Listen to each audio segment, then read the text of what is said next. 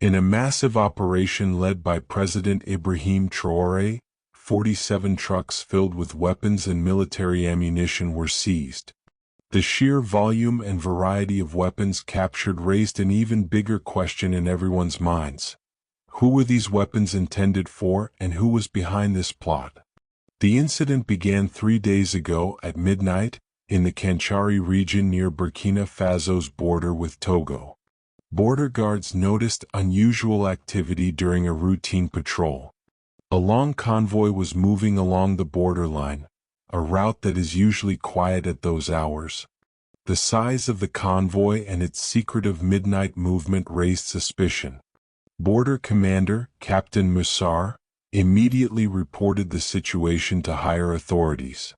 Intelligence reports claimed the convoy was carrying humanitarian aid. But something didn't add up. Why would humanitarian aid be transported at midnight? Moreover, the convoy was using deserted back roads instead of the normal route. When President Traoré received this information, his instincts told him this was no ordinary event. He immediately contacted Special Forces Commander, General Ibrahim Zerbo. General, stop the convoy, but be careful. This might not be simple smuggling, he instructed. The Special Forces sprang into action, moving silently. They set up an ambush on the road where the convoy would pass. Helicopters took off. Drones began tracking the convoy. The massive convoy of 47 trucks moved forward, unaware of the trap awaiting them. The operation began around 4 in the morning. Special forces blocked the road and the convoy came to a sudden halt. Drivers tried to flee in panic, but the circle was tightening. After a short chase, all drivers were captured. When the first truck was opened, the sight that emerged shocked everyone. Modern automatic weapons were spilling out of sacks labeled as humanitarian aid.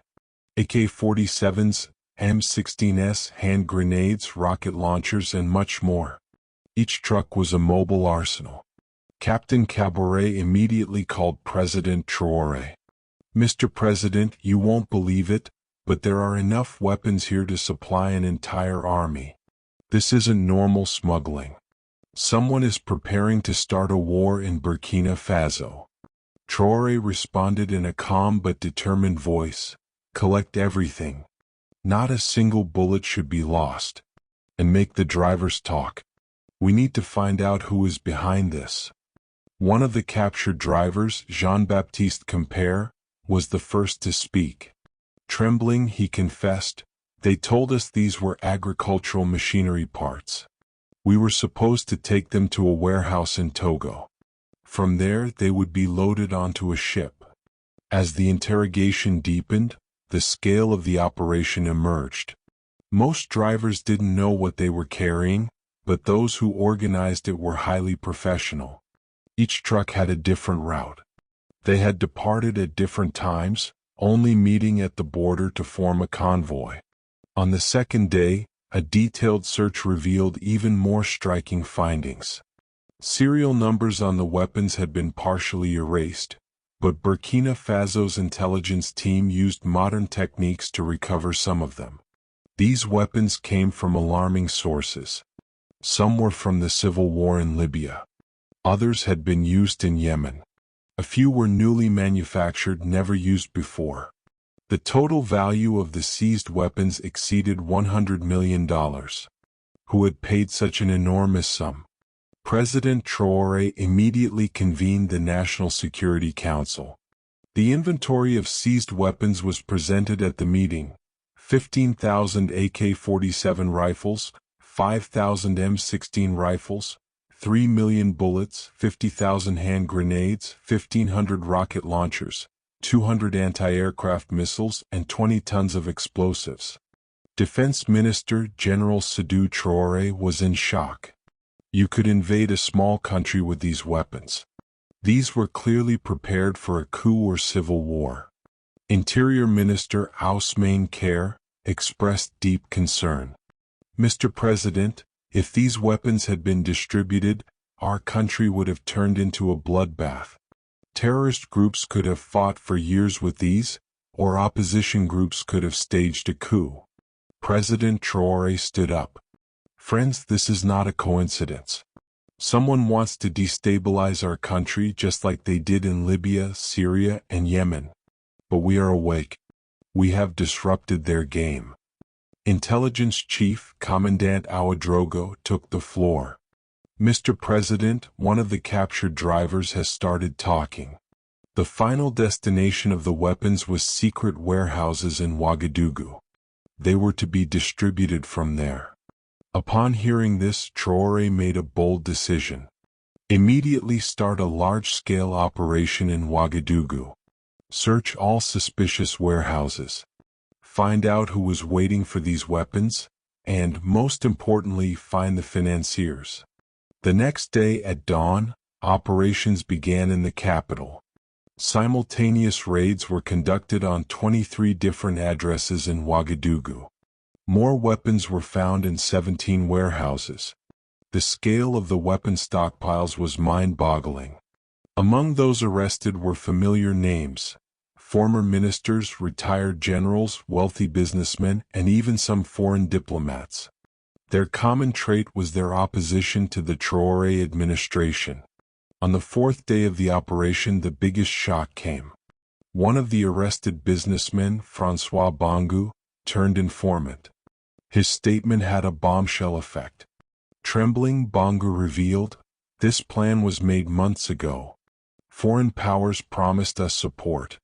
We were to overthrow Traoré, and a pro-Western government would be established in its place. The weapons were brought for this purpose." Traoré pressed him, "Which foreign powers?" Bongo hesitated but finally spoke. Meetings were held in Accra. There were participants from Abidjan too. Instructions came from Paris. Approval was obtained from Washington. The room fell silent. Everyone was in shock. Traoré said, "Continue." Bongo went on, "The plan was this. First, terrorist attacks would be organized. The people would panic. Then the opposition would rise up. Collaborators within the army would stage a coup. Even more chilling details emerged. The code name of the plan was Operation Restore Democracy. The budget was $200 million. The weapons were just the first phase. Among the names Bongo provided were shocking ones: Western embassy officials, representatives of multinational companies, and even some international organization workers. Based on this information, Traoré decided to hold a historic press conference. The world needed to know about this conspiracy. It had to see how Africa was being destabilized. The press conference was broadcast live on national television. Some of the seized weapons were displayed behind Traoré, creating a striking image. The piles of weapons horrified viewers. Traoré began his speech. "Dear Burkinabe brothers and world public, 3 days ago, we prevented the largest arms smuggling operation in our history. But this was not just arms smuggling. This was part of a conspiracy planned against our country." He held up documents in his hand. "Here is the evidence: 47 trucks of weapons, valued at over $100 million. The target? To destabilize Burkina Faso, to turn our people against each other, and to establish a puppet government."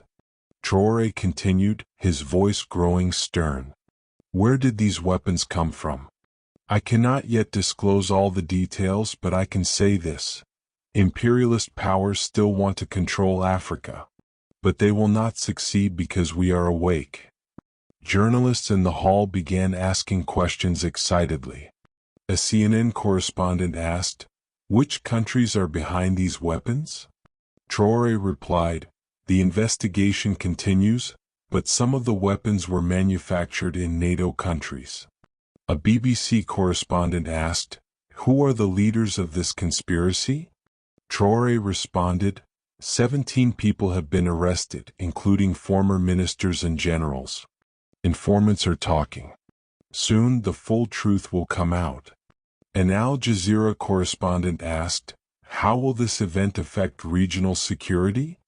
Traoré answered decisively, "This is an attack not only on Burkina Faso but on all of Africa. Similar conspiracies are being carried out in Mali, Niger, and Guinea. We must act together." A journalist from the Russian press asked, "Will you increase your security measures?" Traoré replied, "Absolutely. Our army is on alert. Our borders are under tight control. And most importantly, our people are with us." The most striking moment of the press conference was the broadcast of one detainee's statement. François Bongo appeared on the screen. His confessions horrified everyone. Crying, Bongo said, "They deceived us. They said we would bring democracy. In reality, we would have divided our country.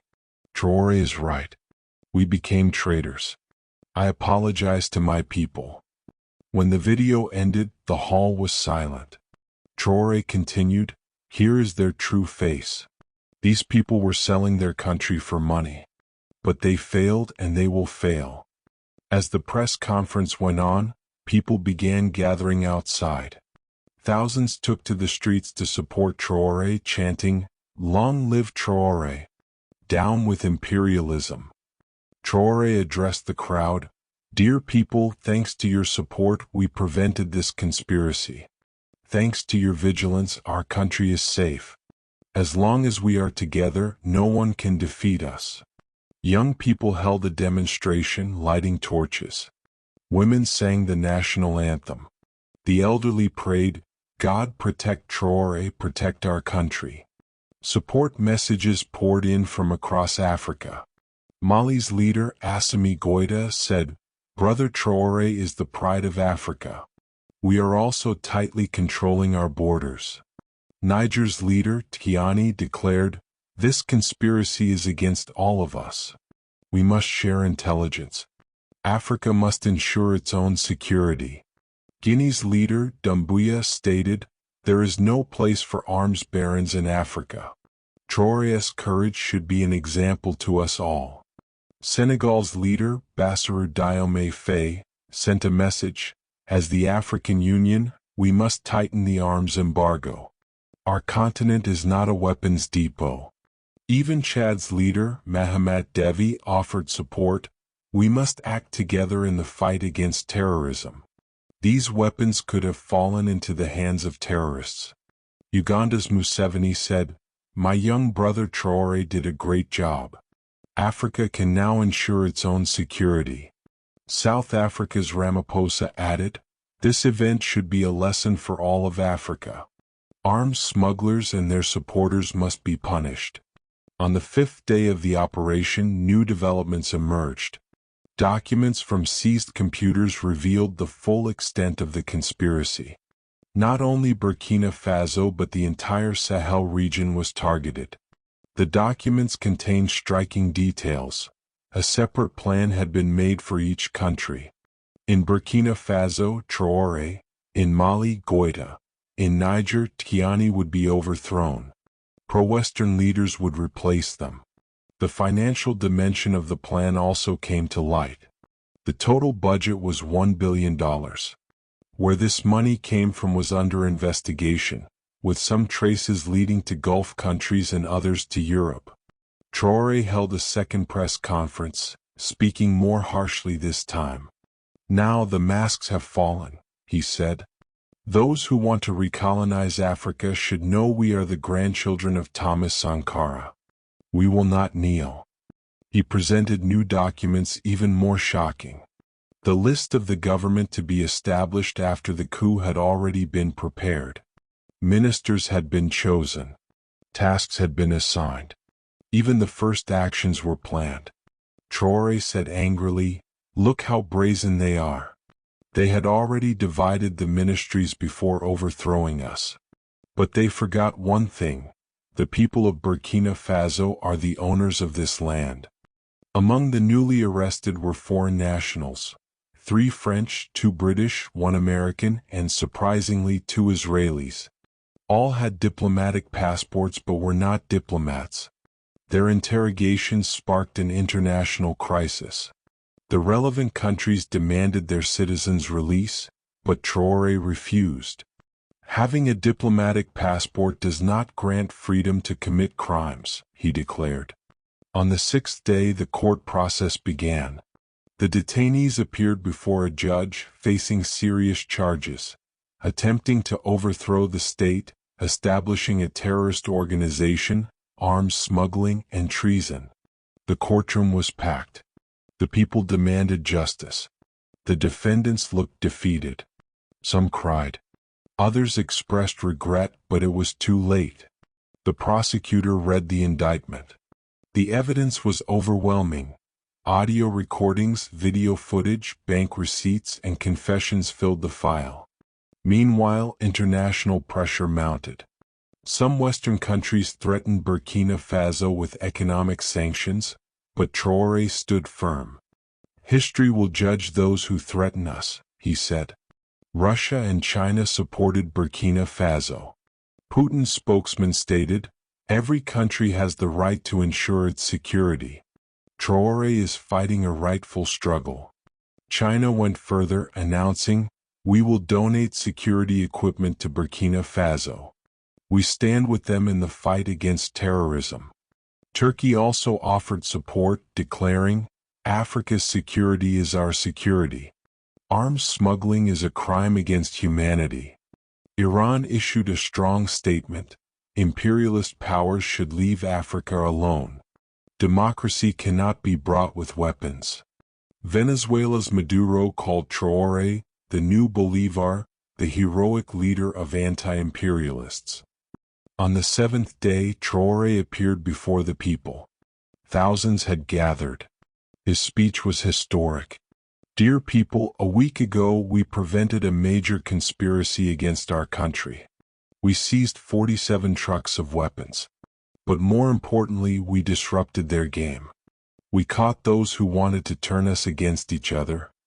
The crowd applauded enthusiastically. Traoré continued, "This victory is not only ours but all of Africa's. Now, no one can play games with weapons in Africa. No one can try to make us puppets." Young people chanted in rhythm. Women shouted victory cries. The elderly shed tears. Traoré concluded, "We will melt these weapons and build schools, build hospitals. We will transform tools of death into tools of life. This is the real victory." When the speech ended, the square erupted in celebration. People hugged, kissed, and rejoiced. Burkina Faso had been saved from a great disaster. On the eighth day, the fate of the weapons was decided. As Traoré had promised, some would be melted and sold as metal, with the income spent on education. Others would be given to the army for modernization. The rest would be destroyed. This operation was more than just a weapons seizure. It was a symbol of Africa's awakening. Traoré not only seized weapons but also restored Africa's honor. The young leader had challenged imperialism and won. As the echoes of the event continued, a new era began in Africa. No power could threaten Africa with weapons anymore because Africa had leaders like Traoré, leaders who walked with their people against imperialism toward freedom from darkness to light. On the 10th day, Traoré made another surprise move. He organized a major event in Independence Square to display some of the seized weapons. Tens of thousands of citizens saw the piles of weapons with their own eyes. People were horrified. How could so many weapons have been smuggled into our country? An old man cried, "They were going to kill our grandchildren with these." A young woman shouted, "If it weren't for Traoré, a civil war would have broken out by now." Traoré addressed the crowd, "This is what I wanted to show you. This was the future our enemies had prepared for us. But we were vigilant. We were united and we won." He made another significant announcement. "Dear people, with the money from selling these weapons, we will build 100 schools, open 50 health centers, and construct 1,000 kilometers of irrigation canals. Tools of death will become projects of life." The crowd cheered wildly. At that moment, weapons were symbolically melted in a giant cauldron on stage. The mold made from the first melted weapon would be a school bell. Every morning when our children hear this bell, they will hear the voice of peace, Traoré said. International observers watched in amazement. A United Nations representative remarked, "This is a first in African history. They are transforming weapons into symbols of peace." The African Union Special Representative gave an emotional speech. Traoré didn't just seize weapons. He changed Africa's destiny. Now the entire continent will follow his example. Meanwhile, the court process continued. The defendant's confessions revealed more horrifying details daily. It became clear that the conspiracy wasn't limited to Burkina Faso but was a massive plan targeting all of West Africa. The route of the seized weapons was fully traced. They had originated in Eastern Europe, passing through Libya to the Sahel. Intermediaries were involved in every country. Bribes had been paid at every stage, a complete organized crime network. Traoré shared this information with Interpol. International arrest warrants were issued. The assets of arms barons were frozen. The crime network was being dismantled. The 15th day was declared a national holiday, commemorated annually as National Awakening and Victory Day. Children in schools would learn about this event. Future generations would remain vigilant. In his final speech, Traoré said, "This victory showed that Africa can stand on its own feet. We can ensure our own security. We can determine our own destiny. And, most importantly, when we are united, no one can defeat us. Not with weapons, not with money, not with lies. Africa's time has come." This time began with Traoré. Burkina Faso became an example. Other African countries were awakening. Arms barons and their supporters could no longer find shelter in Africa. As Traoré said, Africa would no longer be a weapons depot but a depot of hope, peace, freedom, and brotherhood. This depot would be open to all humanity, not with weapons but with love, not with bombs but with knowledge, not with bullets but with brotherhood. This was the miracle Traoré created, not seizing 47 trucks of weapons but winning 47 million hearts.